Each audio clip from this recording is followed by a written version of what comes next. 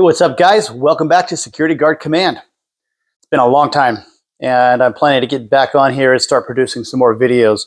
I've been pretty busy with my life over this last year. Picked up a hobby that I had put on hold for quite a while, and that was backpacking. And it just so happens that that hobby is going to tie into the topic of today's video. Sean just did a live video earlier this morning over at the Security and Investigations Leadership channel. And he was talking about emergency preparedness. And that is a topic that I've actually been doing some research on over the last couple of months. And so I wanted to talk about some of that. So as it pertains to backpacking, I've been going on backpacking trips. I've been taking my family out into the wilderness. And we basically are camping. And I wanted to talk about emergency preparedness because the skills and the equipment that are needed for backpacking can tie directly into security as far as the emergency preparedness for yourself go. One of the things I wanted to talk about, let's say that you're at a job site and a disaster strikes. You may be asked to stay at your job post, hold over, do overtime, what have you. You might even be at a remote site and maybe the roads are closed. Maybe you're snowed in. Maybe you can't get out. So what are you going to do for food? What are you going to do for water? What are you going to do for, just to survive essentially for a day, 2, 3, maybe 4 days? Who knows? So I wanted to give you guys some ideas to toss around. First thing, let's talk about water. Water is critical. Okay, now you could carry bottles of water with you, but what happens when you run out of water? You're going to have to worry about sanitation. You might use some of that water to clean, wash your hands, what have you. Bottled water is great, but it's not practical. What I want to show you guys is there are a few options here. This here is called a Life Straw gravity filter. This is a bag you fill with dirty water. You can get this water out of a gutter, a pond, river, rain spout, what have you. You fill it up, you screw on a water filter to here, you hang it, and then there's a tube that comes out of there, and out of that tube comes clean, safe drinking water. And you can literally get it from just about any source. I have tested it many times. It works. Although this particular product, this bag does tend to impart a little bit of a vinyl flavor to the water. So I don't like the vinyl taste, but it does make the water safe to drink. The other filter that I use more often is called the Sawyer Squeeze. And this is the filter. This is one of the bags that it comes with. You fill this with water. I think it's about a liter, 32 ounces. You fill it up, screw this on, and when you squeeze it, the water comes out of a stream. Out here, you can fill up bottles of water with this. This is actually my go-to for water filtration. Let's talk about food. Guys, these here, you can get these at Walmart for about 10 bucks each. This one happens to be freeze-dried breakfast skillet. They've got meat lasagna, beef stroganoff. They got tons of different foods. You can go on Amazon and buy these. And basically, this is one whole meal right here. It says that it's 2 servings, but this is probably about 1 serving for one person. 28 grams of protein, and they don't taste bad at all. They're super lightweight. They're compact. You could literally put this in a duffel bag in your trunk of your car and then have it for emergencies. So this is a great option for food. Now, in order to reconstitute that, you're going to have to boil water. So something I would recommend keeping on hand. This is a little Coleman Peak stove. This one costs about 22 bucks on Amazon. And these Coleman gas cans are about 6 or 7 bucks at Walmart. And they sell this one. It's a short version. They have another one, another taller version, which is just slightly under double the quantity of gas. But you just screw it on top of here and you can light it. I picked up this at Harbor Freight. You can get these at different places, but this is a fire starter. You can buy these on Amazon as well. So this black strip on here is actually a flint. And if you strike it, you can see the spark. If you use this part of the tool, you can actually scrape off this. This is magnesium. So if you scrape it off into little flakes, make a pile, when you spark at that pile, it will actually light that magnesium on fire. And it's thousands of degrees. So it'll start a fire. You put some twigs on it.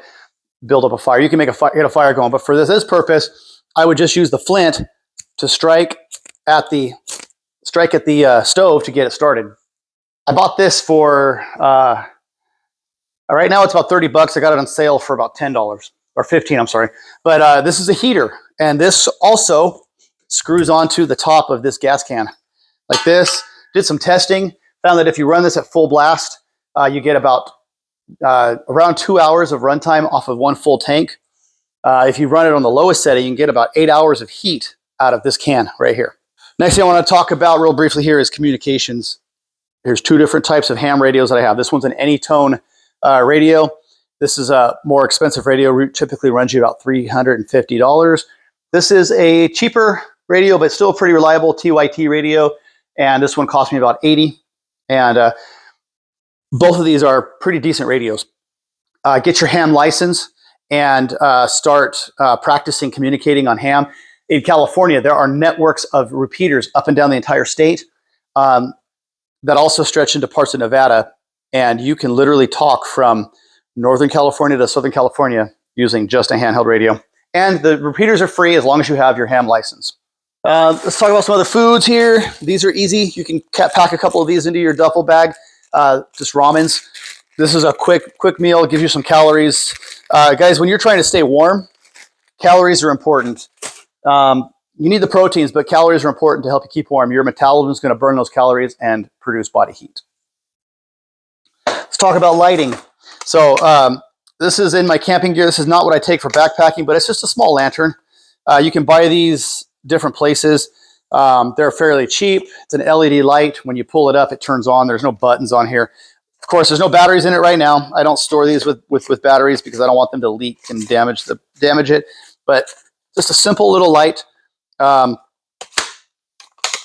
for your area that you're in. Of course, also, you have a flashlight. These are great to keep on hand.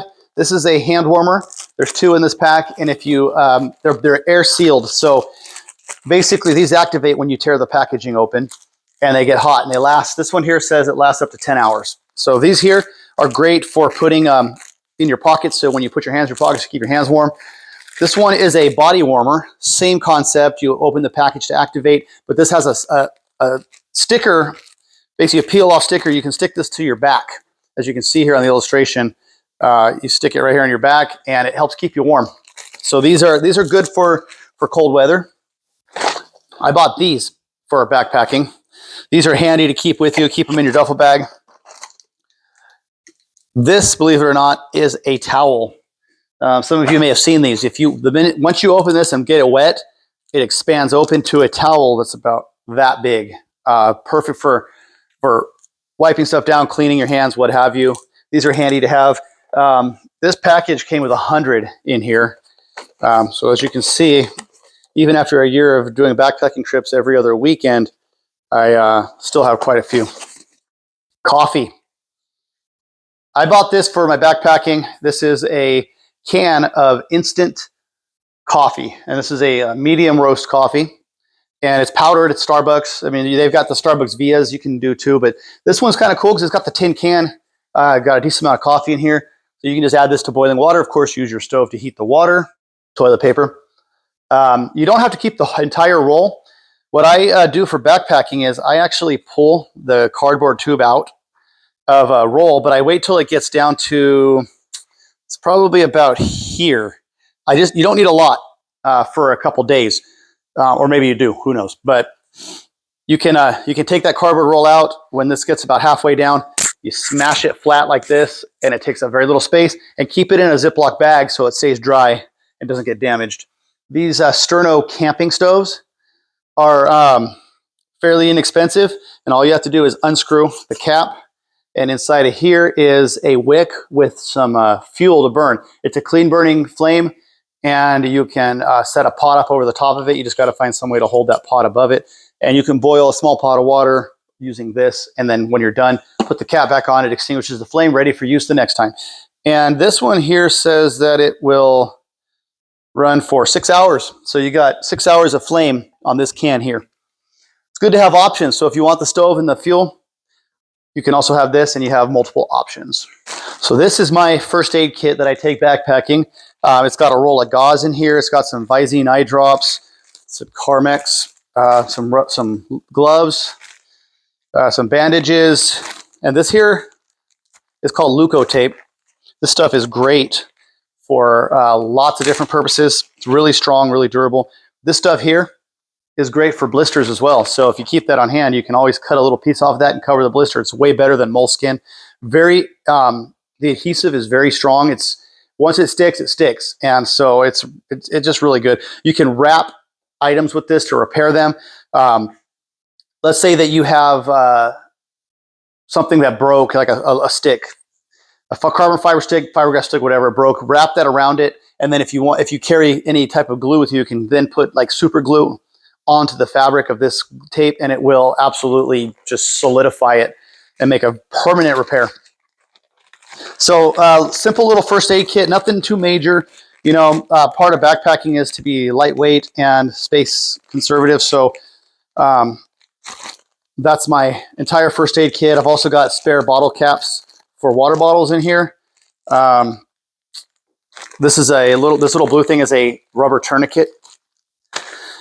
So looks like I also got some triple antibiotic here. It's little small packets of triple antibiotic. So there's that for first aid. I carry an emergency poncho with me as well. This is good for emergency backup. Now, as you can see here, I've got these are sleeping bags. These are down sleeping bags rated for 20 degrees. Okay, so when you see a rating on a sleeping bag, 20 degrees, that is the critical rating. Okay, anything less than that, you're probably gonna die. This is not gonna make you feel comfortable at 20 degrees weather. This is going to keep you alive. Realistically, this is probably a 40-degree comfort bag. If you want to use this, you can use this in conjunction with a sleeping bag liner, like a fleece liner, and that will absolutely keep you comfortable at 25 to 32 degrees. You'll be comfortable in that bag with a liner. Also, if you're at the point where you're having to crawl into a sleeping bag to survive and stay warm, these body warmers or these hand warmers, open up a pack of these and throw them down at the foot of the sleeping bag or the foot of your sleeping bag liner, and that will help add warmth to the bottom of your bag where it's usually the coldest. I know this is kind of an odd topic for security, but that's kind of my channel, is to talk about things that people generally don't talk about. I'll share this one. Get it off of the hanger. This is where I keep a lot of the small gear that I carry. This is a light here. I bought this for about $15 on Amazon. And it looks like I need to oh, there it goes. So this is a lantern. It's got several settings, including a red strobe. And also comes with this, which is a string light. More of an aesthetic feature, but it does provide a little bit of light. And it lasts for about 16 hours on a full charge. Got a Fox 40 whistle that I carry with me. This is great for signaling. This is more camping, not really security, but I mean, you can carry it with you. Got a rechargeable headlamp. This is USB rechargeable. That is a Govee thermometer. It's Bluetooth, so it connects to my phone and it tells me humidity and temperature. This is a sealed, I think it's originally meant to be like a pill canister to hold like medications, but I keep Strike Anywhere matches on the inside of here. It's sealed shut, and that way I have an extra flame source as well. So digging through my my bin of camping stuff, I found another one of the meals that I've got packed in here. This one is chicken and dumplings. Tastes really good. This is says it's 2 servings per container, 600 calories total. I would say this is 1 serving. These taste good, guys. These don't taste bad at all. They're not like the typical MREs that you are used to. These, you add boiling water, you seal the pack shut, and let it sit for 5 to 10 minutes, and it reconstitutes into chicken and dumplings. Guys, so water alone is not enough. Okay, you need electrolytes. So these are liquid IV. You can buy these at Walmart or many other places. I think you can buy them on Amazon. There's different flavors. It's a powder that you add to a bottle of water, and this one happens to be pina colada flavor. And this provides some sodium and some magnesium and some vitamins, I believe. And this helps keep you hydrated, guys. This is kind of like a powdered Gatorade, but this is way better than Gatorade. There's another option to keep on hand. Bought these little pouches of chicken from Walmart for a few dollars. And in here I've got 2 pouches of chicken. And 70 calories each, and you get protein, 13 grams per pouch of protein. A couple of packs of mayo here, and add some pita crackers to this bag. Seal it up. You can mix the pita crackers with the chicken and the mayo, and you have a nice snack that actually will keep you going. And the final thing I want to talk about with this type of preparedness, guys, don't just buy a bunch of crap and then put it away in a duffel bag and wait for a disaster to come. Absolutely, you should not do that. First of all, food doesn't last forever. These Mountain House meals, they have like a 30-year shelf life or something like that. 25 years or something like that. It's a long time, guys. These things last forever. This one here says best used by July 2054. Okay, so it's 2025. This still has it's about 30 years. So this is a 30-year shelf life. So these last a long time, but something like this with the pita crackers in it, those crackers are going to go stale pretty quick. They're not going to taste that great if not used within a reasonable amount of time. So guys, use this stuff and then replace it periodically. Practice using stuff. Do emergency preparedness drills. So one day you go to work, you decide that, hey, an emergency disaster happened. Start using your equipment. Use your stuff as if an event happened.